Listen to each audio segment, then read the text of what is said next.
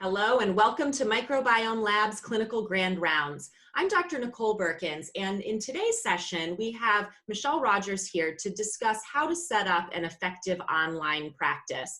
This has been a hot topic now for several years, but has never been more important than right now with what we're all facing with the coronavirus pandemic and practice models needing to shift quickly, and all of us trying to figure out how to best meet the needs of our clients and patients while also keeping our businesses going. So we're thrilled that Michelle agreed to come talk with us today on short notice to get this information out to you. Let me give you some information about her.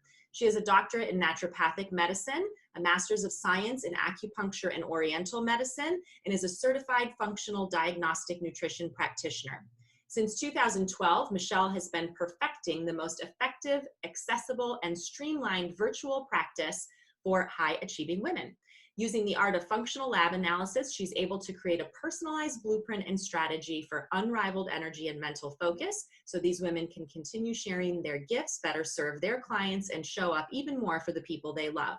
She also mentors other practitioners who want to master the art of functional lab analysis while starting, growing, and scaling a successful virtual practice.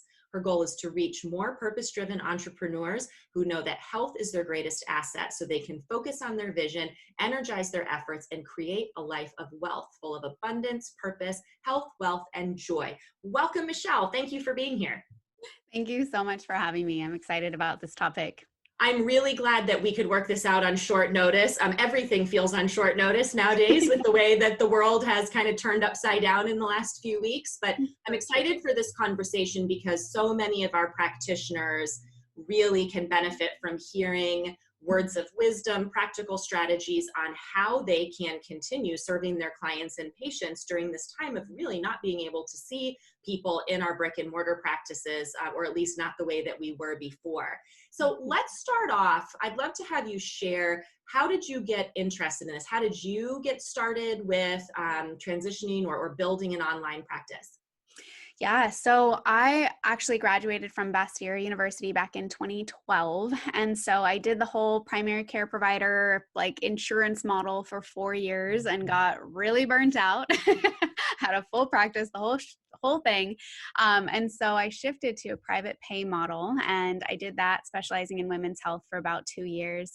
And then I realized that something was missing. I wanted more flexibility. I wanted to be able to work from home or from wherever. I wanted more freedom in general. And so I started exploring the virtual realm and what that really meant and how to do that. And now I've been completely virtual for about 2 years, and I've been teaching other practitioners how to do it now since I started last year. In October was the first cohort that I started mentoring. So it's been quite a ride. Well, and I love that you shared your background with that, because I think a lot of our practitioners who are listening can relate to that, having done more of the traditional medical model, initially building a, brick and mortar practice, having the full, caseload of patients or clients, doing the insurance model, that kind of stuff. And then going, is this all that there is, in business? Is this how it is to be, a healthcare provider? And so I think we have many people who maybe were already thinking about that, but certainly if they weren't, this current situation is causing everyone, whether they want to or not, to look at how to move to a more virtual setting, right? Oh yeah, 100%, 100%. And I think that right now, especially because we don't really know what the new normal is going to be, I think we can all agree that things aren't going to go back to our old idea of normal at all. And so I think now more than ever, it's really important to be adaptable and to be flexible. And yes, you can potentially have a hybrid practice if you want. If you get your virtual practice dialed, could you do both? Absolutely. It's not like you have to go 100% virtual forever, right? But I personally, I'm a little bit biased. I think the future is virtual. I know that my clients think that it's so convenient, right? There's really low overhead. You can run your entire business with a really lean team. You don't don't have to have a bunch of employees and things like that.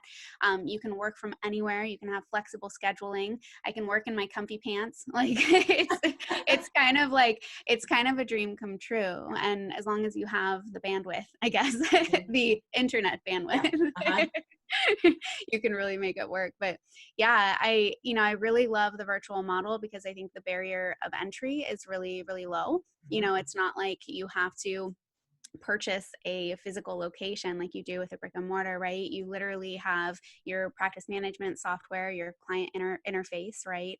You've got internet.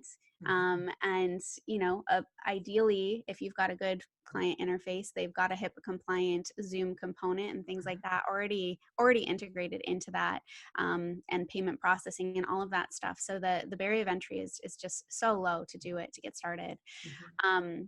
But yeah, and also with virtual practices in general, we're still in this stage of early adopters, right? So there's still so much opportunity too, because I think a lot of people think there's a lot of overwhelm, I think, with the online space, with the virtual space, and being like, how do I stand out? How do I attract clients who are going to find me, right? It's so easy to fall into the abyss of screaming into the void and feeling like no one is listening and no one is responding or interacting or engaging. But being early adopters, we really have an opportunity right now, where we're still in like a blue ocean, as they say. So yeah, that's kind of what I have to say about that. That's great. It kind of sets up the why this is a good time. And again, some people were already doing it and thinking about it, and this now is providing sort of the push that they needed to, okay, let's really do this now. Other people are, as you mentioned, feeling a lot of anxiety about it, having a lot of questions. Some of the things that I'm hearing from practitioners are things like, well, can I really meet the needs of my clients and patients in this environment? Like, what are the things that really need to happen to be able to get this up and working? So I think there's some resistance that people are feeling to it. I'm curious, in your experience, what are some of the obstacles that you hear or see most often with people to making this transition or to starting more of a telemedicine or telehealth practice? Yeah, I love that. So I think, yes, you're right. There's that aspect of like, but I need to physically be with that person. I need to physically touch the person. I think that's the first thing that definitely comes to mind. And, I have a background in acupuncture. I completely understand, like, I get it.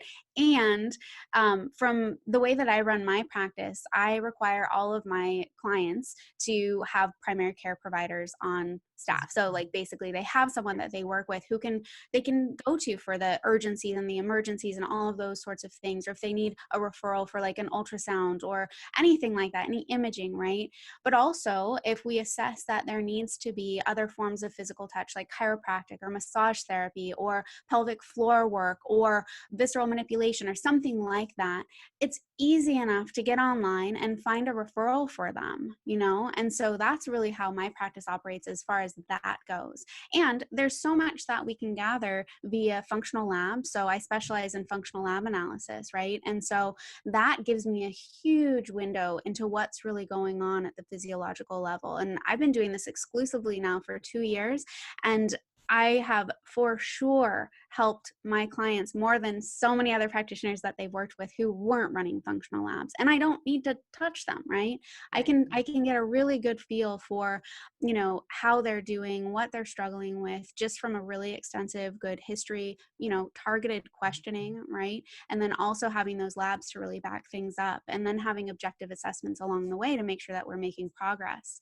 But there's absolutely no need for me to do the work, or there's no need for me to actually be in physical contact with my clients. Luckily, I'm able to go and visit whenever we're able to travel again. I haven't done it in a while, but I was in San Diego, last month, and I was able to go have dinner with a client. It's fun to kind of meet up with people too. So. Well, I think that's helpful for people to hear, because often, we were trained in a certain way, and that's the way we've practiced, and we have that picture in our head of how it needs to be. And what you're saying is sometimes it needs to be that way, but sometimes we just need to broaden our perspective or open our minds to how could this be done in a different way? And so being open-minded or being curious about how this could look different is probably a good first step, right? 100%. Absolutely. And there's so much that we can gather just from observing, right? Mhm. We have amazing skills of observation. If someone has neck pain, right? Have them do range of motion, right? You can see that. You can physically see that through the camera, right? You can see when there's imbalances, possibly in the cerebellum, if you're doing like functional neurology or something like that. These are things that you can catch just via video, which is really cool. Yeah. So yeah, I think it's about being open-minded. It's about being a problem solver. It's about being a leader, right? And stepping into that role of how can I approach this? Is there some way that I could see this from a different perspective or a different way that maybe I haven't considered before? And I think it does put your skills, it kind of puts your skills out to be challenged, right? And to kind of push you a little bit more than maybe you have been before. And whenever we kind of get to the edge of our comfort zone, we get that imposter syndrome, like, oh, but maybe I don't know enough, or maybe I can't do that because I don't have that certification, or I don't have this or that, blah, blah, blah, right? We get that imposter syndrome. And so we get that. I get that sometimes. We get that whenever we're pressing the boundary of our comfort zone. And this expanding into the virtual space is a perfect example of that. It's uncomfortable if we've never done it before. It's scary. It's the unknown, right? And so we have to lean into that and know that, like, the only way that we're going to be able to help people is if we stick out, kind of like a sore thumb. We have to stick out so that we can be the beacon, so that the people we can help can actually find us. Great point. And I think in some ways, this is the perfect opportunity to make this leap because, yes, there's fear involved, there's hesitation, but we're being forced into it now. Yeah. Like literally, for me and my colleagues in my practice, we had to several weeks ago transition fully to telehealth. We've been doing, certain people for telehealth for a long time, but still saw a good number of patients in the practice.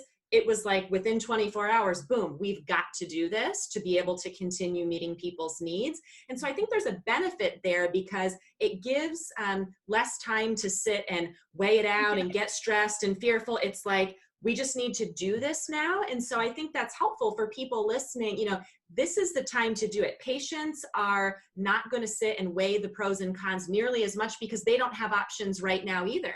So if you as the provider take the lead and say, hey, this is what we're doing, they'll come right along with it, at least in my experience. Exactly. And on top of that, by doing that, by being the leader, like showing them that authority and that confidence there too, you're also building that know, like, and trust factor. You're deepening that bond with your client or your patient. And that means that you're going to have better follow through. You're going to have better compliance as well. So yeah.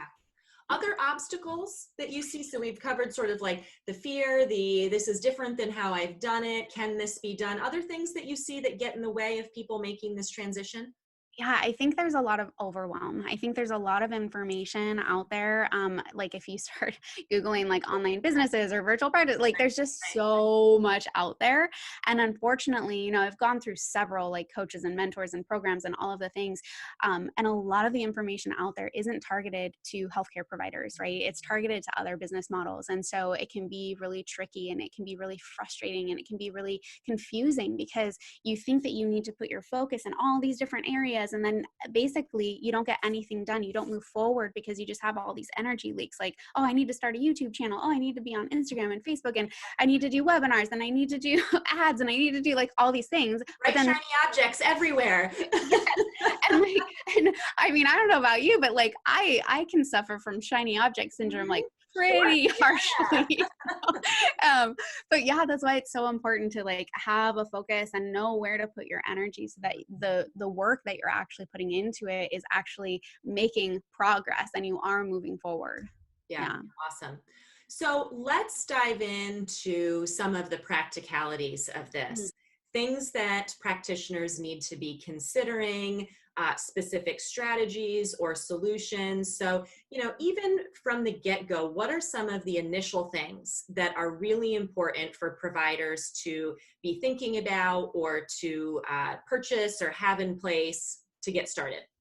Yeah, so I would say that one of the biggest questions that I get revolves around the legality issues and things like that. Because I think I think that keeps a lot of providers stuck. I know it kept me stuck for a really long time, feeling like I couldn't go virtual or I couldn't interact with clients across state lines and all that kind of stuff.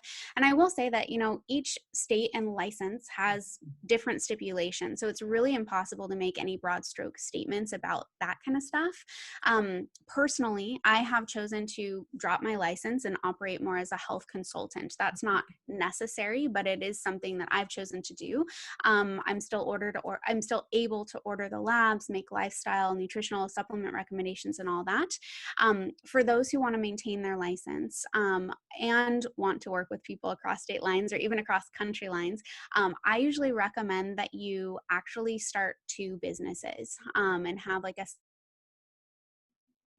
just your virtual and one that's either a hybrid or just your brick and mortar. That way you can operate with your license, but then you can also just be like a health consultant and have that be really clear, because legally you just want to make sure those are two separate entities. So that's kind of like that little portion. But I always recommend, like speak to a lawyer, make sure it's like legit for you specifically. I'm not giving any legal advice here, but that's kind of the gist of what I've seen across. And I've worked with several different practitioner types as well. Like in my mentorship, I've worked with nurse practitioners, acupuncturists, naturopaths, a pharmacist, nutritionists. So that's kind of what I've seen across the board.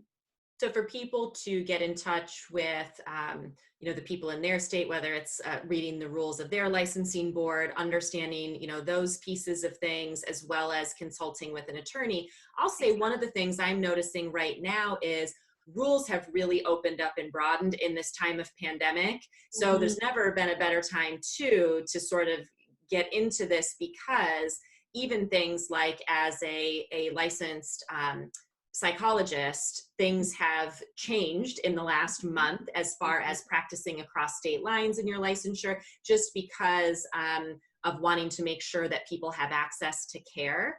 Exactly. So probably figuring out what those rules are under normal circumstances, but what they may be now, and kind of doing some due diligence with that to start with. Exactly. Yeah. It's just so hard to make a broad stroke statement when it comes to that. And I know that that's always like the main thing that people want to know. It's like, I'm sorry, I can't tell you. So do you recommend going to like the website for their state's licensing board? The licensing board, exactly. People often say, where do I even go to access that information? The licensing board. And if they don't have information about it, just email them or contact them directly. But yeah, the licensing board's where you want to be looking. Fantastic. Yep. So once people have done that and figured out, okay, yes, I can operate under my license doing it this way, or no, I need to do more consultation. Once they have that figured out, what's the next thing you advise for people to be thinking about or doing? Yeah, well, if you already have an established practice, you already have all of your clients, then it's really just a matter of getting used to either using Zoom like we're using right now, which the client platform that I use, Practice Better, actually has that integrated and it's HIPAA compliant. So that's really convenient. You literally just click a button, you're good to go, you're on video. Otherwise, you could do phone. There are some other options out there. I know Spruce is an option, but Practice Better has really been, I've used several different platforms, and that one's been my favorite so far. If you are kind of just starting out, either you're going to start going virtual 100%, or maybe you're just starting your practice, maybe you're still building your client or patient base.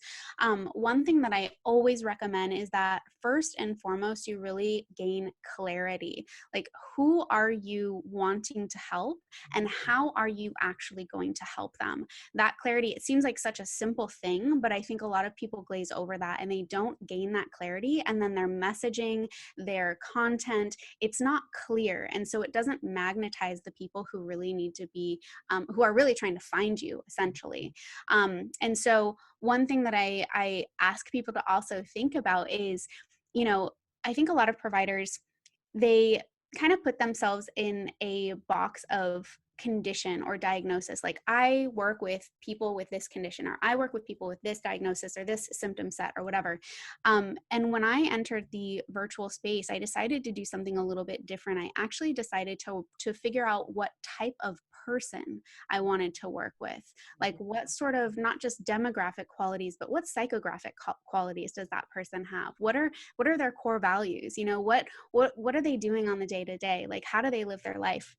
And by creating that sort of avatar, if you will, I was able to create content that was way more magnetizing to that type of person. And so I get this versatility in my practice where I get to work with all types of one type of person, but all types of conditions and symptom sets, which is really, really, really helpful. So yeah, clarity is just so, so, so important, because that also leads you into how you can create an offer or a program or a package that actually resonates with that person too. Because there's a saying, right? If you're speaking to everybody, or if you're talking to everybody, you're speaking to no one. Right. Yeah. Right. And that's like, could not be more true in the online space, because if you're just sending out generic information that people can find anywhere online, like, you are going to drown in the online space. You are not going to have a voice. You are not going to be that beacon of light that person needs to see in order to find you. Yeah, so those are a couple things. And then social media, I mean, is your greatest asset, I think, in the online space. So if you're not already using that, I highly recommend it. Get your face on video as much as possible. If you're working on a more local practice, make sure you're geotagging, which means you're putting in a location with every post that you possibly can. That just helps the algorithms and making sure people can find you locally. If you are working with people across state borders, make sure that you're using keywords and tags and hashtags and things that resonate with either the content that you're creating, the symptoms that the people might be looking for, the conditions, the diagnosis. You can do all of that kind of stuff in there, but make sure to utilize those tags, because those really do help. But yeah, those are some big things. I can give you some tips on posts if you want to, like content posting, if that would be helpful. Yeah, let's do that. Okay. Yeah, because I think that can be another barrier of people feeling like, especially, I mean, this is more for people who maybe are just starting, you know, a practice in general, as opposed to somebody who has an established practice who's shifting it online. But certainly all of us are, you know, out there on blogs, on social media, and you can sometimes sit there and go, oh, I know I need to post something, but I don't really know what to post. So yes, what ideas do you have for us? Yes. So I kind of think about 3 different categories when you're thinking about what to post, because you either have cold audience members, so people who don't know, like, and trust you yet, right? Who aren't technically in your audience. You have a warm audience, which might like you, but they don't really trust you yet, right? And then you've got the hot audience, and the hot audience knows, likes, trusts you. They are ready to work with you. And so those are the 3 sort of content types that I think about when I'm creating content, and where I am in my practice, or whatever I'm doing. Like, who am I trying to attract right now? So if we're talking about cold audience, this is if you're wanting to build your audience, grow your numbers, just get more awareness out there. The things that you want to post are really going to be around your personal story. So people want to connect with you, who you are. Why did you get into what you're doing? Like, what is it that you do? Maybe your philosophy or your approach, like maybe you do something unique or different, or, you know, you could talk, there's so many things that you could talk about. Also your lifestyle. People love seeing lifestyle, especially for a practitioner, like behind the scenes of practitioner lifestyle. Like, people love that stuff. What are you eating? What supplements are you taking? Like, they want to know all the like nitty gritty stuff about that. They love that. That helps them to build that know, like, and trust factor. And then also just posting social proof, you know, where did you go to school, or what certificates do you have, or what testimonials do you have? Do you have any sort of social proof around that? Screenshots, client feedback, anything like that's going to be super, super helpful. If you're nurturing a current audience, so this is more of the warm people, you want to post things around like values or lessons, maybe around mindset, maybe around like little trainings or quick wins that they can walk away with. You know, maybe even things like recipes or batch cooking, or, I mean, there's so many different things that we can offer. I feel like as a practitioner, I know this happens to me, it probably happens to you too, but there's so many things that we know and take for granted that, like, other people who aren't in our bubble are like mind blown by. And so it's like the littlest things sometimes where you're just like, oh my gosh, I didn't even realize that was a thing. It's just part of my life. So I encourage you to just share, because you never know like how transformative that can be for someone. But It's also so true really, because a lot of times we think like, oh, who wants to look at that? Or and then exactly. sometimes I'll post something and you're like, oh, that's what people wanted to see. Like you just get like all of these comments or whatever. And you're like, oh, okay. Well, if that's what you want to, look at. Yeah. It's just funny. Yeah. Exactly. No, it's so true. I remember one time, like, I was talking about chia seeds or something, and it was like a complete game changer for like this woman and her husband. And I was like, chia seeds? Like, okay. Okay. It's just like, but she was like posting all, like reposting, like it was a big thing. And I was like, that, okay, all right. Nothing is too small. Especially if you're also, going through your own like health journey too, or whatever you're experiencing. I mean, that stuff is just amazing. But also exploring just like pain points, what are the real deep pain points that your particular person is struggling with? Does that have to do with energy? Does that have to do with brain fog? How is that? Yes, that's a symptom, but how is that actually affecting their day-to-day life? Are they not able to show up for their kids in the way that they want? Are they not able to get a full night's sleep? Are they, there's so many different things, but tapping into those pain points can be really, really, really powerful because people feel like you know them, like that you're in their head and that you understand them, and people want to be heard and seen. That's how you build that know, like, and trust. And again, that's the key in the online space, is building that connection, building those relationships. Again, social proof for this category is super, super important too. You always want to be sharing wins, testimonials, screenshots. How are you helping people?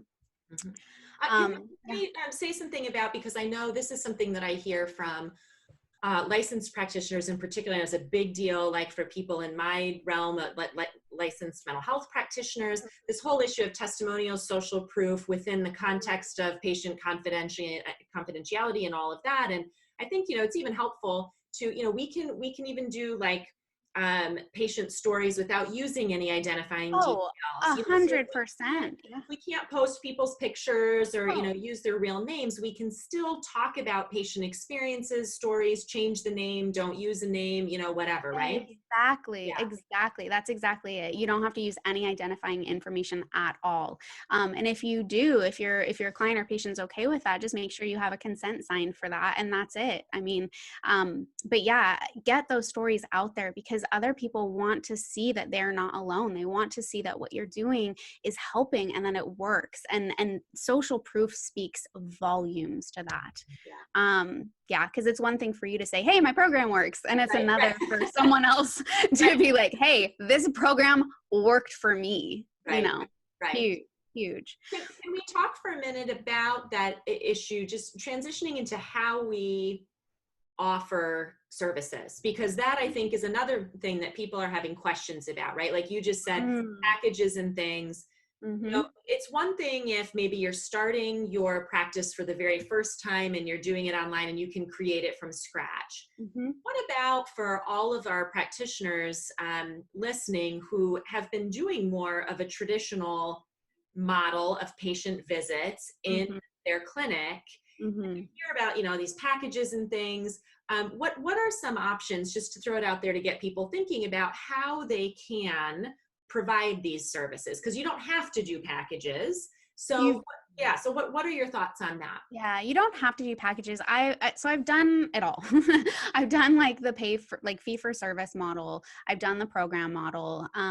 And personally, I love the program model only because patient compliance, I know that's not like the most graceful term, but you understand what I'm saying, but it's so much higher because what I have found when you're doing the fee for service model, basically going one visit at a time, I think there's a lot of hesitation. There's a lot of fall off. There's a lot of, well, I don't want to schedule another visit because it costs such and such, or da da da da da. There's just, it seems harder. It was harder for me to kind of do it that way. In a program model, I actually offer unlimited consults with my personal program that I have for my clients, but there isn't any of that. It's kind of like, great, we know that we're working together for this length of time. I've got a 6-month program, and so we're working together for this length of time. These are our goals during this time. We do all of the labs. We have unlimited consults for me, and unlimited contact actually in between consults as well. But yeah, there's that model. You can do a certain number of visits if you like. I do have some mentees who are doing that. You can also integrate or hybridize a group model into that as well, which I think makes things a lot more accessible, and people just do a lot better when there's other accountability, when they're in a sense of like community and things like that as well. So you can take information that you find yourself repeating over and over and over again. Maybe you're saying certain things around sleep hygiene, things like that, or digestion, like mindful mealtime, or things like that you just constantly find yourself repeating. Put that stuff on video, record it once, have that be an access, like a little mini training that you give out to your clientele. Maybe you have themed group visits that meet once a month and you talk about a specific topic that you present. Maybe you record that presentation and then you've got that as a resource as well. So there's a lot of ways that you can be creative, and basically the idea is leveraging your time, right? That's really what we're trying to do, is leverage your time. Yeah. So several different models that people can choose from. And, you know, I don't know what you're advising people to do right now in this current situation, but I would say probably the lowest barrier to entry, if you've already had an established brick and mortar, just shift that into, you know, using HIPAA compliant Zoom or whatever, like just do what you've been doing, get it online, and then you can refine it and kind of decide if you want to offer different things moving forward, right? Exactly. 100%. And then, you know, and then from there too, you know, if you've started a library of recorded information, you can eventually turn that into an online course and have that. Like, there's so many opportunities, I think, when you're starting to explore the online space, for sure. Yeah. Well, and that's a great point, because right now, people tend to have more time, right? I mean, that's just like what's going on. And that might be a nice opportunity too, even if somebody's thinking, well, I'm not quite sure about, you know, totally diving into starting an online program or doing virtual or whatever, just starting to use even something like Zoom, like we're using now, or using you know, QuickTime on your Mac or whatever, to create some videos of things, to start creating some content. Exactly. Even if you just used that to keep in touch with your patient base right now, of saying, hey, I'm still here while I can't see you in the office. I want to provide this, you know, to you. Here's some videos that I'm making each week. But then also to have that available in a library or something. I mean, it seems to me that would be a quality use of time from a business perspective right now too. Exactly. 100%. And if you have a computer and a microphone and just something on your computer to record with, you can do it, right? Yep. And I always encourage practitioners to, you know, it's all about the quality, right? The quality is really, really important. However, you can show up without your makeup on. You can show up without your hair done. People actually like that. So the more real you, like, the better too. So just show up, like Instagram stories, Facebook lives, like get on there and just share. Mm-hmm. People will remember. I think people remember during the times of crisis, of challenges, people remember who showed up and who reached out and who was just, you know, providing support. And so that's an important touch point with people, even if they're not purchasing maybe now, or they're not looking to become a patient or client right now, that it sticks in their mind who they saw and who resonated with them and who continued to show up and deliver content and support during times like this. 100%. And that goes back again to that know, like, and trust factor, right? You're really solidifying that. You're showing up as a leader. You're creating that positioning and authority, so people start to associate you with being the expert, right? And that's really important. Yeah.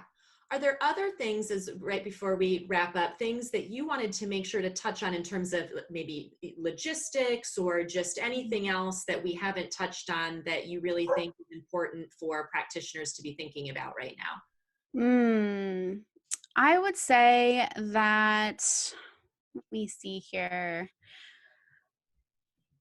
I think, like I mentioned, the clarity piece is really, really, really important, but also the strategy. And I think that that's really key, because one thing that I see a lot of practitioners doing is just um, they're diving in, which I love, and then they're feeling like they're drowning because of all of the things, and they're not really sure how to get from A to B. And so I think as practitioners, it's really important for us to have that clarity. So again, like, we are that beacon, right? Like, we're able to attract the people who need us most. And when you have a strategy in place, when you have your social media marketing in place, you're able to be that voice. You're able to be that signal that people are looking for, because they're out there, they're looking for you. Like, if you're a practitioner now and you're kind of like feeling like you're not attracting clients or patients or whatever, they're looking for you desperately. And it's our responsibility to be out there and to show them like how to get to us, you know? Yeah. I don't No, know if that makes sense, but yeah, it's a great point, and it's really encouraging too, that idea that people are out there looking. We just need to make sure that we are visible and setting things up in a way that they can find us. One thing that came to me that to just maybe have us touch on before we close, and that is around the issue of being a practitioner who uses supplements or things. Like, people who have brick and mortar practices now are used to having all of that for sale right in their practice. You share maybe some tips or just some information for people about how it's possible to do that in a virtual setting, or even right now, with not necessarily even having people come in, how they can facilitate that for their patients. Yeah, there's a couple great platforms. So my all-time favorite is FullScript. They're basically a supplement distributor. They carry some microbiome products, which is awesome. So I love FullScript. I use that pretty much for everybody in my practice. There's another one also called Get Healthy. I think it's just called Get Healthy, but it's a similar sort of platform. But I've found FullScript to probably be the most versatile, the most easy to use. They're constantly upgrading and just consolidating. They just make it so easy for the practitioner and also for the client or the patient back end too. So I love FullScript, and you can kind of adjust your practitioner kickback too. So you can decide, how much of a discount your client or patient gets, and then you can decide how much that you get, and you can adjust that per person, which I think is really great. So I've got like a certain discount for my current clients, and then I've got a certain discount for other people who've been past clients and things like that. So Well, yeah. and great flexibility in a time like this too, if some practitioners want to give more of a discount to people during this time Yes. or whatever. Oh yes. Yeah. I would say also don't overlook the option, especially practitioners using Microbiome Labs products, or other companies do this too, of drop shipping too. Don't forget Yep. about that as an option during this time as well, especially Mhm. if you plan to, maybe have many of your patients or clients back in the office when we're allowed to be out and about again, that can be a really beneficial option to keep people on their protocols during this time, because I know that's a Totally. concern. So Yep. something like FullScript or drop shipping, looking at those options for making sure that we're keeping people on the protocols that are helping them, and making it easy for us as well. Exactly. And I also love a feature that FullScript has is if something's back ordered or they're out of stock of something, they have suggested products that are similar. So you can kind of see, I've noticed recently the zinc and the vitamin A and the colostrum, like all these things are missing. So I'm like, oh my goodness. I tell you, zinc is getting harder and harder to find. Oh my gosh. Oh Yeah, my for sure. goodness, crazy And the time. drop shipping too also is applicable to lab kits. So I do that with my lab kits as Great well. point. So Great yeah. point. And yeah, through Microbiome Labs too, whether it's the lab kits or supplements, absolutely. Yeah. Yeah. Wonderful. This has been a really helpful conversation, giving people there's lots of practical nuggets to take away and start working with. What do you think is just one takeaway that you would want our practitioner family to take from this? If there was one thing you wanted them to remember or be thinking about, what would it be? Hmm. I would just say that you are enough, you know enough, you are ready, and like to take the leap. And I know it can be scary entering any sort of unknown situation, but our clients, our patients need us more than ever right now, and it's our responsibility to show up and be a leader. So I encourage you to get out there and make it happen. Fantastic. Great advice, great practical strategies. Michelle, thank you so much for being here and sharing all of this with us. I want to make sure that people know where they can find out more about your programs and the things that you offer to practitioners. Thank you. Yeah, you can find me at wealthywoman.co. So that's WELLTHYWOMAN.co. And if you /mentorship, you can actually read about my mentorship program for practitioners, which is really fun and awesome. But I'm also on Instagram, Facebook. You can find me at wealthywoman.co there as well. Fantastic. And we'll make sure to include that information for all of our practitioners along with this recorded interview so that they can check out all of that. Thank you so much for being here. Really appreciate your time. Thank you for having me.